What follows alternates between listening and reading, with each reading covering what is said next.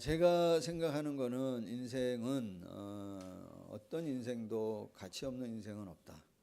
어떤 인생도 하나님 앞에서 존귀한 분들이고 가치 있는 인생이라고 생각합니다. 또 하나 인생에 대한 또 하나의 확실한 생각은 어떤 인생도 삶이 쉽지만은 않다.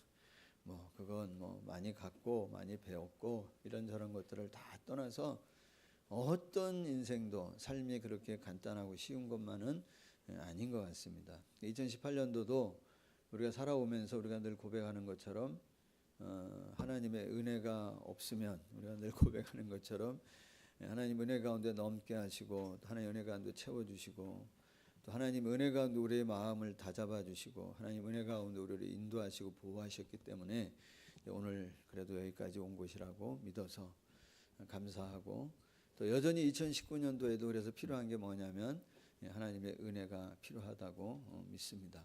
자, 그런데 여러분 2018년도 오늘 마지막 주일을 보내고 있는 지금 이 시간에 여러분 한번 생각해 보시면 2018년도가 어땠습니까? 여러분 인생에 있어서 다른 해보다 좀 좋았나요? 아니면 더 어려웠나요? 또 2018년도 1월부터 12월까지 쳐서 12월 지금 이 달에 와서 더 정말 어려운 상황 가운데에 마음이 힘들고 관계 가운데 어렵고 어떤 사건이나 문제 가운데 정말 고통의 어떤 한복판 가운데 있는 내 인생 이때까지 살아오면서 지금처럼 어려운 때가 없었다. 정말 위기이다. 고통의 한복판에 있다. 혹시 이렇게 생각하는 분이 계십니까? 만약에 그런 생각을 갖고 있는 분이 있다고 한다면 그 상황 가운데 있을 때 하나님께서 그 사람에게 딱 한 가지 너 이거 하면 좋겠다라고 얘기하는 것은 뭘까요? 무엇이라고 생각합니까? 여러분 2018년도를 지나오면서 처음에는 우리가 많은 계획을 가졌을 텐데 계획대로 잘 풀리지 않은 일들도 있을 것이고 하고자 하는 일이 어떤 결과에 있어서 만족할 수 없는 여전히 힘들고 고통과 정말 아픔의 한복판에 있다고 한다면 2019년도를 맞이하는 게 어떻게 보면 좀 두려운 그런 상황 가운데 있다고 한다면 그 사람에게 하나님께서 한 가지 지금 하라고 하시는 것이 있다면 그게 뭐라고 생각하십니까? 오늘 그 얘기를 좀 간단하게 나누고 싶습니다. 오늘 야곱이라고 하는 사람이 나오는데 오늘 창세기 35장에 여기 등장하는 야곱이라고 하는 사람의 나이가 대략 어느 정도 됐을 거라고 생각이 되십니까? 1번 저랑 비교해서 저보다 아래다, 목사보다 아래다 1번, 2번 목사보다 위다 3번. 그걸 어떻게 알아? 3번 몇 번입니까? 혹시 3번입니까? 제가 1번 뭐라 그랬죠? 저보다 아래입니까? 전 정답이 2번입니다. 자, 왜 그러냐면 이건 저희 추측이 아니고 성경에 나오는 사실입니다. 자, 여러분 에서가 장가를 몇 세에 들었죠? 장가를 성경에 그런 거 나옵니까? 나옵니다.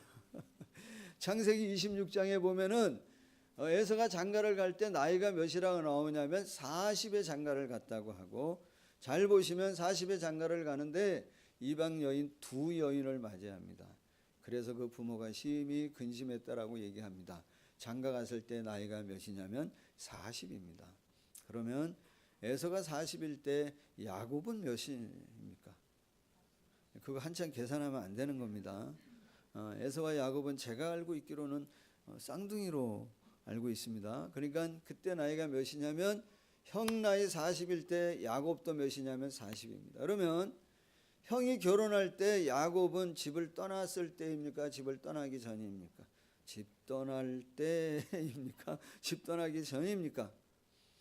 네, 집 떠나기 전입니다.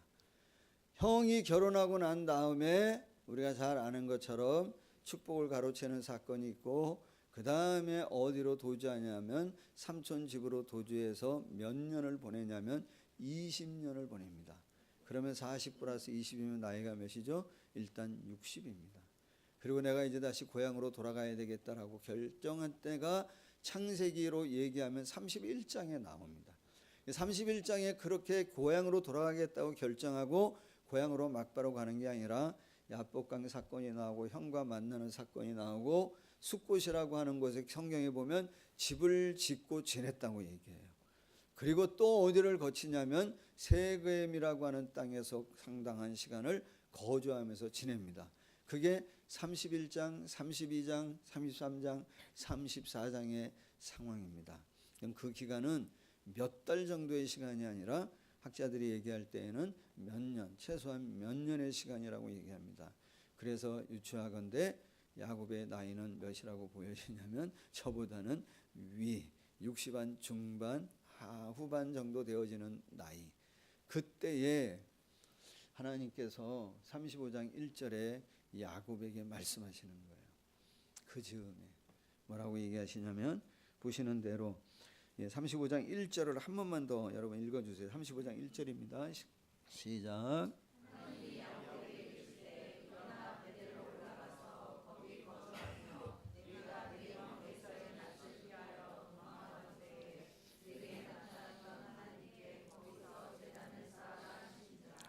자, 어디로 가라고 얘기하냐면 베델로 올라가라. 그리고 거기에 거주하라. 그러면서 하나님이 그 하반절에 하시는 말씀은 뭐냐면 베델이 야곱의 인생에 어떤 의미를 갖고 있는 장소인지를 누가 얘기하냐면 하나님께서 말씀하십니다. 뭐라고 얘기하냐면 그 베델이 어떤 곳이냐? 네가 형 에서의 낯을 피하여 도망하던 그때에 내가 너에게 나타났던 곳, 내가 나타나서 너에게 뭐 했던 곳, 약속했던 곳, 뭐라고? 내가 어디 가든지 내가 너와 함께 할 것이라.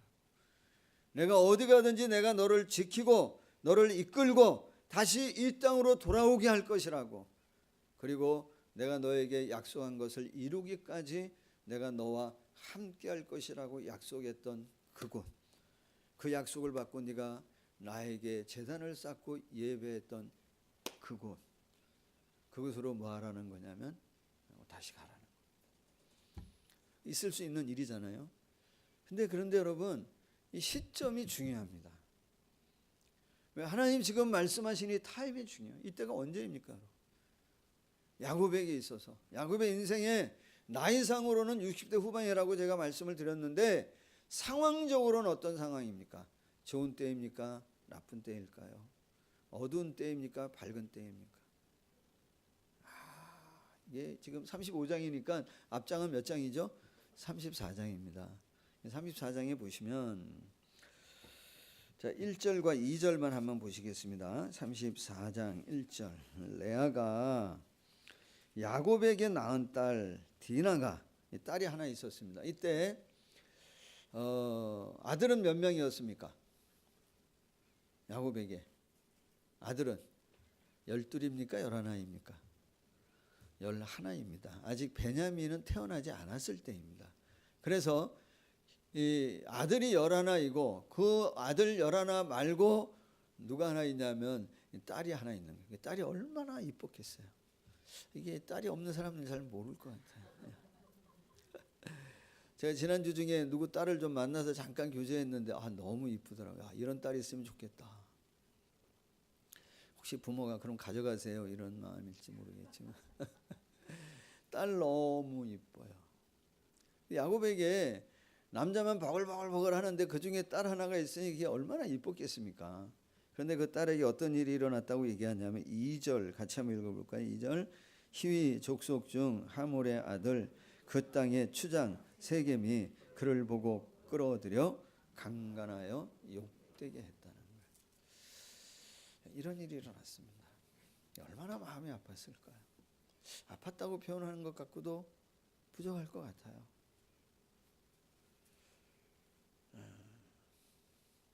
이건 누구만이 알죠? 겪어본 사람만이 압니다. 이 사실 참 겪어본 사람만이 알아요. 그 아픔이 얼마나 큰지.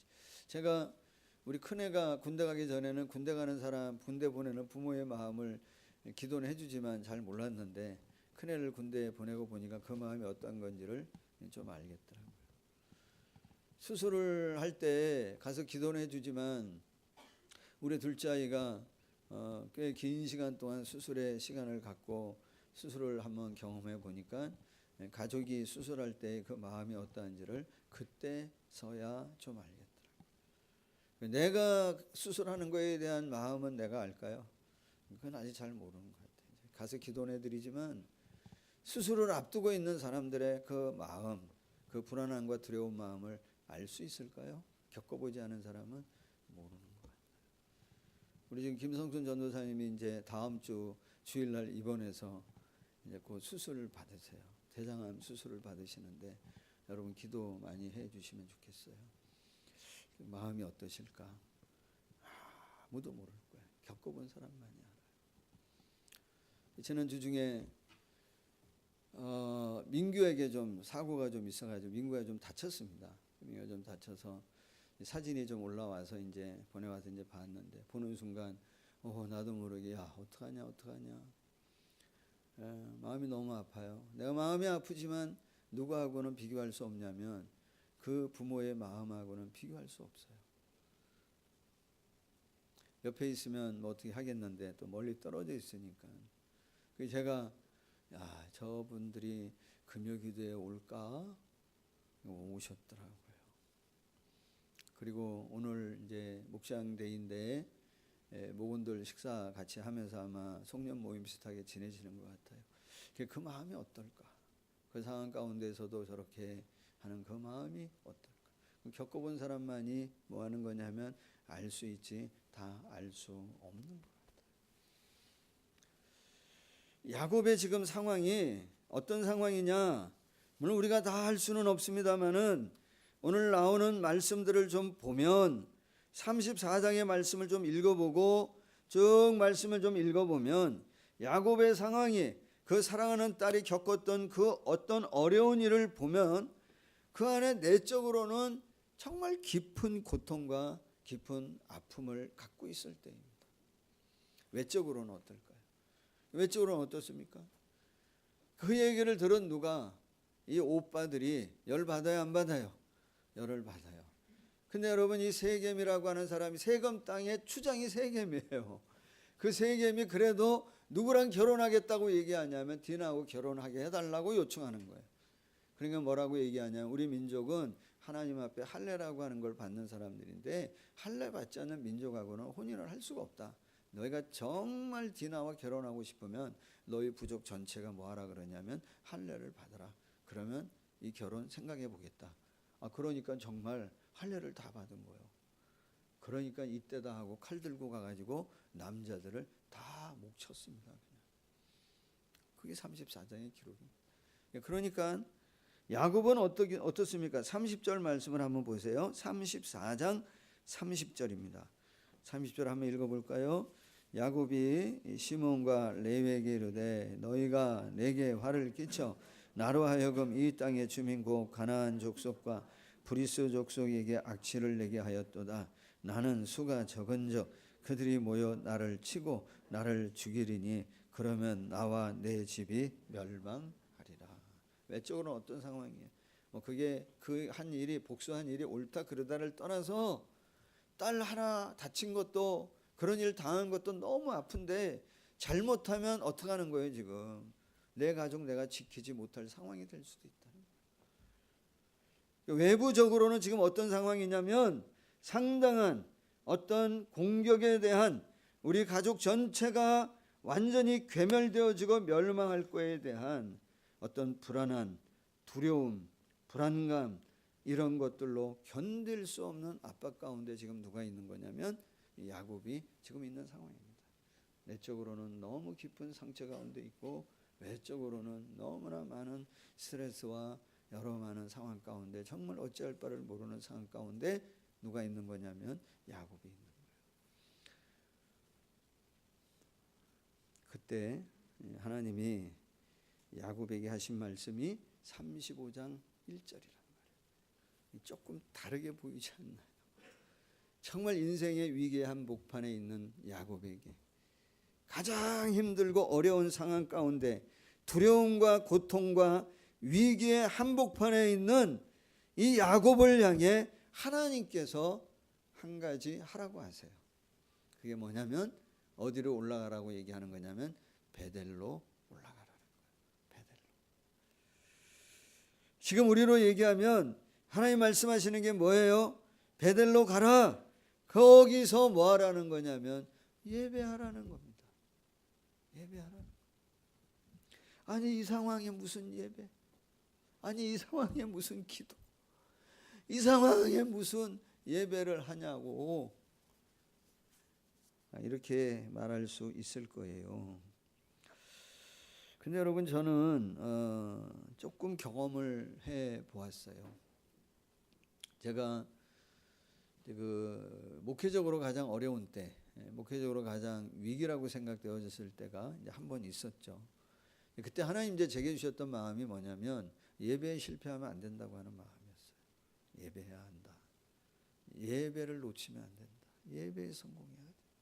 왜 그렇게 말씀하시는지를 저는 그때 조금 체험해 봤습니다.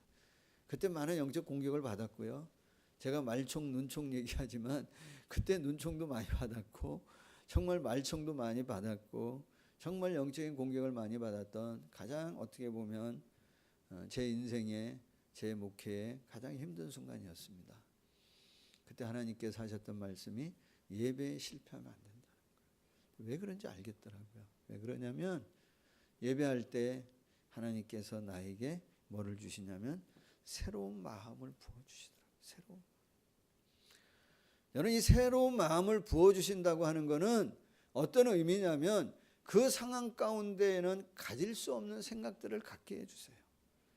그 위기의 상황 가운데에는 가질 수 없는 마음들, 그 상황 가운데 보이지 않는 길들을 하나님이 예배하는 중에 길을 보여주시고 새로운 마음을 갖게 해주시고 새로운 어떤 생각들을 갖게 해주시고 그 상황 가운데 가질 수 없는 힘을 갖게 하시고 그 상황 가운데 견딜 수 없는 관계를 넘어갈 수 있도록 해주시는 그런 새로운 마음을 주세요. 그 상황 가운데 있으면 위기와 고난 가운데 있으면 그냥 일반적인 마음은 어떤 마음이에요? 그냥 이건 노력하지 않아도 막 생기는 마음이에요. 어떤 마음이죠? 원망이, 막 섭섭이, 미움이, 별 마음이 다 올라와요.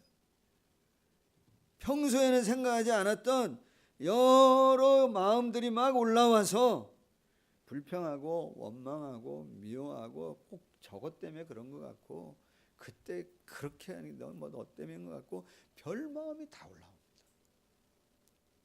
예배할 때 그 마음을 하나님 뭐 하시냐면 차단시켜 주세요. 그걸 스톱시켜 주시고 우리 안에 뭘 부어 주시냐면 새로운 마음을 부어 주시는 거예요. 그래서 뭐라고 얘기하냐면 하나님께서 야곱을 향해 어디로 올라가라고요? 베델로 올라가라. 야곱이 정신을 좀 차리고 가족들에게 얘기하는 겁니다. 베델로 가자. 그러면서 야곱이 뭐라고 얘기하냐면 하나님에 대한 이런 고백을 합니다. 야, 하나님 이런 하나님이다. 우리가 하나님 앞에 한번 나아가자라고 얘기하는데 3절 말씀해 보시면 야곱이 하나님을 향해 이렇게 고백하죠. 가족을 향해 하나님이 이런 분이라고 고백합니다. 우리가 일어나 베델로 올라가자. 뭐라고 얘기하냐면 내 환난 날에 하나님 어떤 분이라 그러냐면 내게 응답하셨던 분이 누구냐? 하나님이라. 그게 생각나는 겁니다. 저는 몰랐는데. 그리고 뭐라고 얘기하면 내가 가는 길에서 나 몰랐는데 나와 가는 길에서 나와 함께 하셨던 분이 누구냐면 하나님이라고 하는 사실을 야곱이 깨닫게 되어집니다. 하나님 그런 분이시더라. 나 몰랐는데 내 인생에 도망하는 그 순간에도 하나님 나와 함께 하셨고 내가 삼촌의 집에서 이런 아픔이 있었을 때 나와 함께 하셨고 내 지금 생각해 보니까 하나님 함께 하심으로 내가 그 기간을 견디고 이길 수 있었던 것이었다. 하나님 나와 함께 하시는 분이셨다. 그 하나님을 고백합니다. 여러분 이사야 43장 19절에 이렇게 고백합니다. 하나님 어떤 하나님인지를 우리에게 선언하고 고백하냐면 보라 내가 새 일을 행하리니 이제 나타날 것이라. 너희가 그것을 알지 못하겠느냐. 반드시 내가 광야의 길을 사막의 강을 내리니. 하나님 어떤 분이라는 거죠? 새 일을 행하시나. 길이 안 보일 때 길을 여시는 분이 누구죠? 주님이세요. 주님 뭐라고 말씀하시죠? 내가 곧 길이요. 주님 길입니다. 길이 안 보이는데 길을 내세요. 광야의 길을, 사막의 강을 내시는 분이에요. 또 뭐라 그러죠? 주님이 내가 곧 길이요. 내가 뭐라고요? 진리요. 여러분, 답을 정해주는 사람이 학원에만 있는 게 아닙니다. 인생의 답은 누가 정해주시는 거예요? 진리 되신 예수님이 우리의 답. 안 보일 때, 답이 안 보이는데 주님이 답을 주십니다. 또 예수님 뭐라고 얘기하시죠? 내가 곧 길이요 진리요 뭐라고요? 생명이라고 말씀하세요. 예. 그 어둠에 있을 때, 그 사망의 음침한 골짜기 갈 때, 내 마음의 두려움과 불안함과 그 절망의 한복판에 있을 때 내게 새로운 소망의 마음을, 생명력을 불어넣어 주시는 분이 누구라고 얘기하냐면 주님이시라는 거예요. 그 주님을 향해 뭐 하자고요? 올라가라고 얘기해. 그분을 향해 가라고. 내가 보지 못하는 것들을 주님 봅니다, 여러분.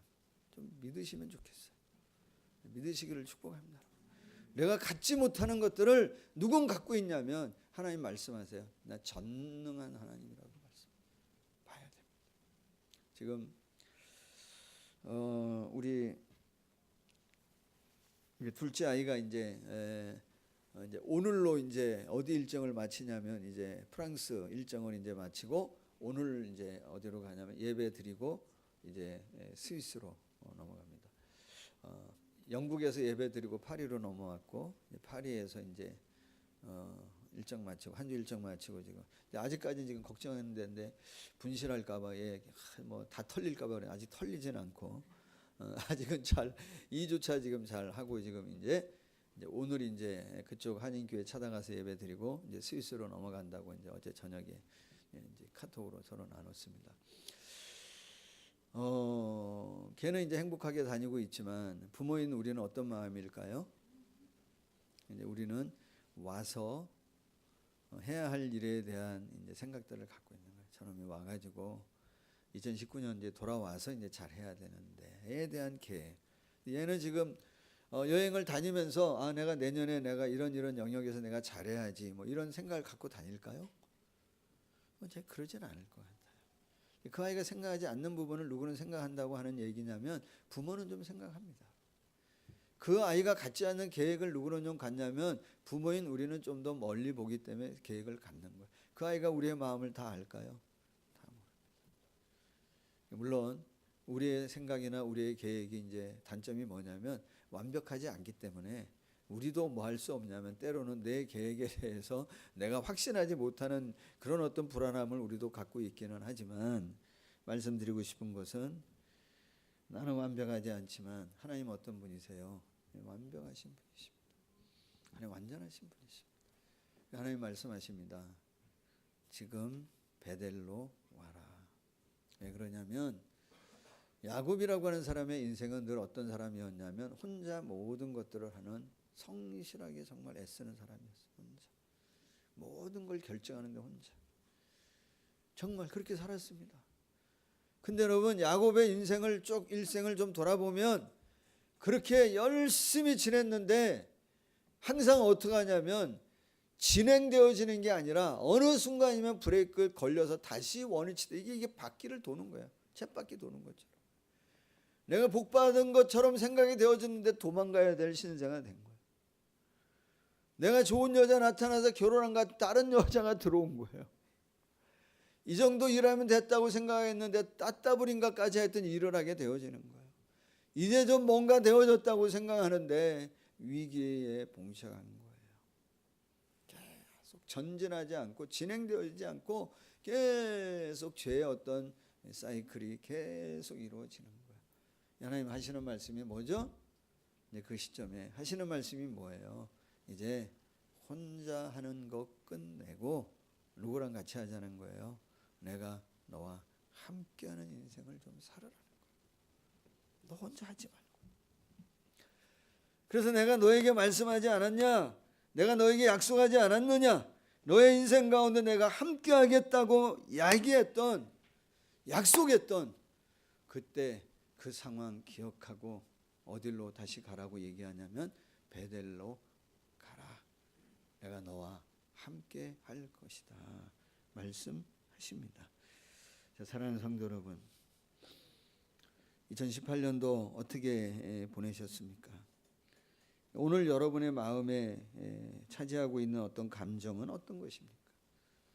여러분의 마음의 상태는 어떠합니까? 하나님 오늘 저와 여러분에게 한 가지 하라 하시는 것이 있다면 뭘까요? 여전히 뭐죠? 베델로 가라고 말씀하신다고 믿습니다. 여러분 히브리서 4장 16절에 이렇게 말씀하십니다. 그러므로 공일하심을 받고 돕는 은혜를, 때를 따라 돕는 은혜를 얻기 위하여 은혜의 보좌 앞에 담대히 나아갈 것이니라. 주님이 십자가를 지심으로 우리가 주님 그 보좌 앞에 나갈 수 있는 특권, 이 은혜를 우리가 뭐하고 있는 사람이냐면 가지고 있는 사람입니다. 때를 따라 돕는 은혜, 때를 따라 우리에게 채워지는 이 은혜를 얻기 위해 이 베델로 올라가는, 나와 함께 하시는, 우리 인생 가운데 함께 하기를 원하시는 그 주님을 체험하고 경험해 가는 우리 사랑하는 성도님들이 다 되시기를 예수님의 이름으로 간절히 축복합니다. 자, 하나 더 말씀을 좀 나누고 싶습니다. 본문의 말씀을 보시면, 그러면 이제 야곱이 베델로 올라가면서 하나 하는 게 있죠. 준비하는 게 있습니다. 그래서 저는 이걸 어떻게 보면 예배의 시작이라고 말씀드리고 싶고요.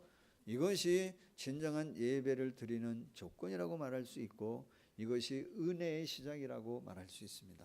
그건 뭐죠?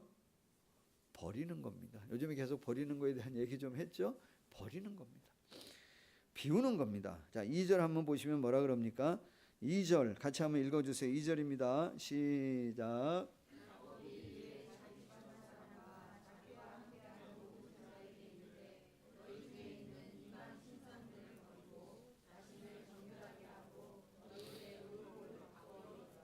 사절에 보시면 그들이 자기 손에 있는 모든 이방 신상들과 자기 귀에 있는 귀고리들을 야곱에게 주는지라. 야곱이 그것들을 세겜 근처 상수리 나무 아래에 묻고 그랬습니다. 자, 야곱이 잘한 것은 버릴 것을 버렸다는 거예요. 뭘 버린 거죠? 가정 안에 있는 우상, 하나님 대신하고 있던 것들, 하나님보다 더 하고 있는 것들. 여러분 가정에 새긴 우상이 있습니까? 여러분 가정에 만든 우상이 있습니까? 벽에 뭔가를 붙여놓고 있습니까? 그러진 않을 거라고 봐요. 오늘 우리의 우상은 어디에 있나요? 우리 마음에 있습니다. 하나님 버금가게 생각하는 것들, 하나님보다 더하다고 생각하는 것들, 내가 정말 의지하고 신뢰하고 있는 그것들을 뭐 하라고 얘기하냐면 버려야 한다고 얘기해요. 그게 예배의 시작입니다. 저와 여러분이 좋은 사람이지만 우리가 완벽하진 않잖아요. 말씀대로 살아간다고 하지만 우리가 말씀에 온전히 다 순종하지 못한 부분이 있잖아요. 그럼 예배의 시작은 뭡니까? 하나님 앞에 올 때에 하나님 한 주간 주의 말씀대로 살지 못한 내 부분을 하나님 진정으로 용서를 비는 것. 회개가 예배의 시작입니다. 회개가 믿음의 시작입니다. 구원은 회개로부터 시작되어지고 은혜도 뭐로부터 시작되냐면 회개로부터 시작이 되어집니다.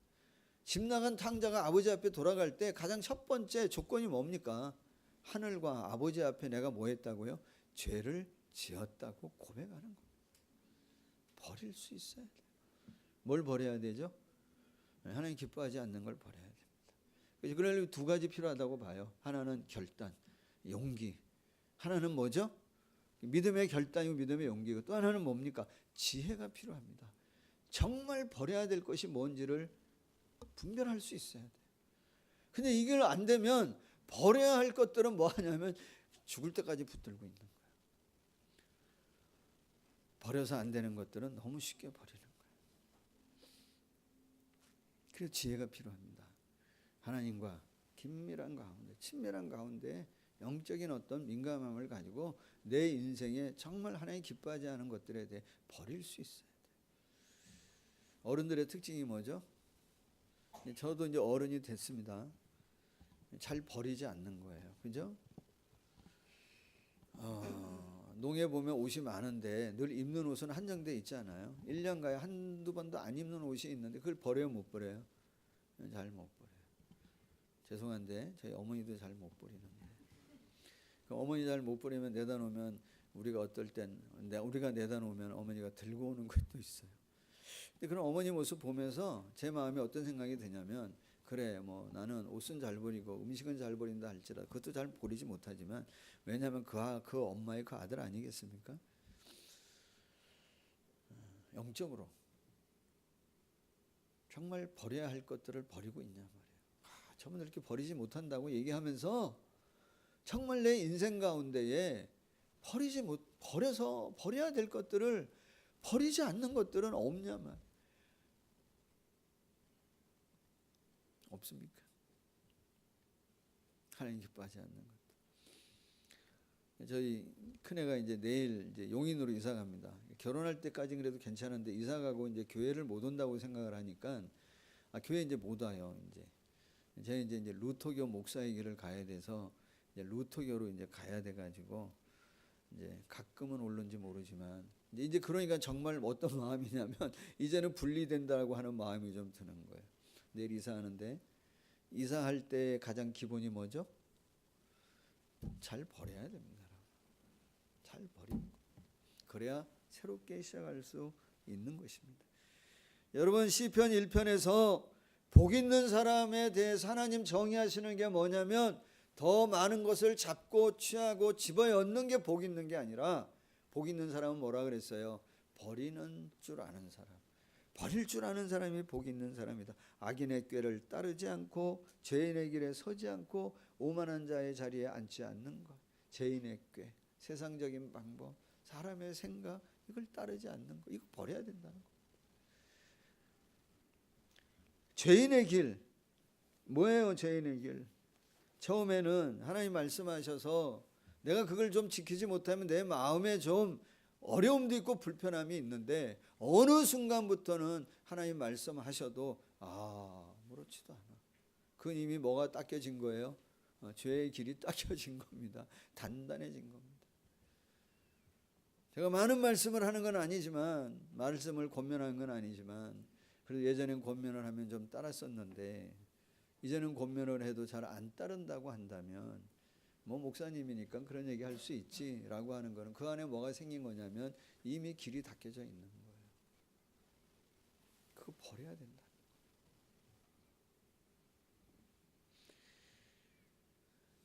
사랑하는 여러분, 오늘 이제 마지막 주일인데 하나님 기뻐하지 않는 것들을 좀 한번 정리해서 좀 털어내고, 그리고 2019년도를 좀 시작할 수 있는 우리가 되어지면 좋겠습니다. 마음에 웅얼해진 거, 관계에 어떤 풀리지 않은 것들 있으면 그거 갖고 2019년도로 넘어가지 마시고, 오늘 내일 시간 있잖아요. 다 푸시고 버려버리시고, 하나님 기뻐하지 않은 것들이 있다면 1년 동안 돌아보고 평생 동안 붙들고 온 것이 있으면 한번 결단하여 좀 정리하고 2019년도 베델로 올라가는 우리 성도님들이 되시기를 주님의 이름으로 축복합니다. 자, 그럼 하나님 어떻게 하신다고 얘기하시죠? 5절 말씀을 한번 보시죠. 그들이 떠났으나 하나님이 그 사명 고울들로 크게 어떻게 하시게? 두려워하게 하셨으므로 야곱의 아들들을 뭐하는 자가? 추격하는 자가 없었더라. 그리고 9절, 야곱이 밧단 아람에서 돌아오매 하나님이 다시 야곱에게 그에게 뭐하시고? 복을 주시고, 10절, 하나님이 그에게 이르시되 내 이름이 야곱이지만은 내 이름을 다시는 야곱이라 부르지 않겠고 이제 이스라엘이 내 이름이 되리라 하시고, 그가 그의 이름을 이스라엘로 인정하고 불러주신다. 그러면서 하나님이 11절에 이렇게 말씀하십니다. 같이 읽습니다. 하나님이 그에게 이르시되 나는 전능한 하나님이라 생육하며 번성하라 한 백성과 백성들의 총회가 내게서 나오고 왕들이 내 허리에서 나오리라. 그렇게 버릴 걸 버리고 하나님 앞에 베델로 올라가는 야곱을 향해 하나님 뭐라고 얘기하냐면 하나님의 권위, 하나님의 권세를 입혀주시고 너를 통하여 한 민족, 너를 통하여 한 나라의 왕들이 세워지고 나올 것이라고 얘기하십니다. 우리에게도 새로운 이름을 주셨습니다. 뭐죠? 그리스도인. 또 우리에게 새로운 이름을 주셨습니다. 뭐죠? 목사. 우리에게 새로운 이름을 주셨습니다. 장로, 권사, 집사. 우리에게 새로운 이름을 주셨습니다. 하나님 앞에 나아가 정말 하나님 기뻐하지 않는 것들을 내려놓을 때, 세상 가운데 나갈 때 그들이 두려워하도록, 오늘 5절에 보시면 그러잖아요. 그들이 떠났으나 하나님이 그 사명 고울들로 크게 두려워하게 하셨다. 우리가 나가면 하나님이 우리에게 뭘 주시냐면 권위를 입혀주세요. 하나님의 사람들에게 권세를 입혀주세요.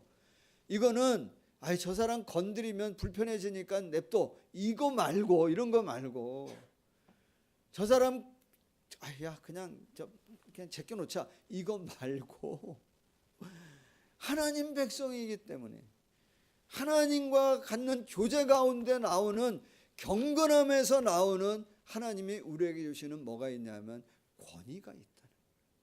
목사의 권위, 직분자의 권위, 하나님과 관계에서. 그럴 때 사람들이, 세상 사람들이 함부로 대하나요? 함부로 대하지 않습니다. 아무리 많은 것을 가지고 있다 할지라도 하나님의 사람은 하나님과의 관계 가운데 오는 경건함이 없으면 함부로 대할 수 있습니다. 하나님 말씀하십니다. 베델로 오라고. 내가 거기에서 너희의 권위를 입혀주겠다. 내가 너로 인하여 새로운 일들을 내가 시작하겠노라고. 여러분 어떻게 지내오셨습니까? 지금 이 마지막 주일날 어떤 마음으로 지금 여러분 가정은 어떤 상황 가운데 있습니까? 우리 공동체는 어떤 지금 상황 가운데 있습니까? 하나님 하나 말씀하실 거라고 생각합니다. 베델로 와라. 내가 너와 함께 할 것이고, 하나님의 기뻐하지 않는 것들을 우리 한번 정리하면서 새롭게 2019년도 베델로 올라가서 우리 인생 가운데 함께 하시고 약속하신 것들을 이루기까지 지키고 보호하시겠다고 약속하시는 이 하나님의 은혜가 오늘 저와 여러분 가운데 또 새롭게 풍성하게 되어지기를 예수님의 이름으로 축복합니다. 사랑하신 하나님 감사합니다. 우리에게 이 하나님의 권위, 하나님의 권세를 허락해 주시기를 원합니다. 베드로 많이 부족한 사람이었던 것 같고 정말 변덕이 많은 사람이었지만 그 고백 가운데 내가 교회를 세울 것이고, 그리고 머리 되시는 주님께서 베드로를 더 다듬어 가시고 그로 인하여 하나님의 나라 공동체를 아름답게 세워가신 줄 믿습니다. 오늘도 주님 우리 가정 가운데 또 우리 인생 가운데에 내 삶의 주인들의 머리 되시는 예수 그리스도, 그분을 향해 올라가 주님 앞에 무릎 꿇고 주님을 예배하고 주님을 찾고 구하고 두드리며 나갈 때 함께 하시는 그 하나님의 은혜로 인하여 새롭게 부어주시는 마음, 또 새롭게 역사하시는 은혜들을 2019년도 경험하는 우리 모든 교우들 되어지도록 축복하여 주시옵소서. 그렇게 행하실 주님을 찬양하며 기대하며 예수님의 이름으로 기도하옵나이다. 아멘.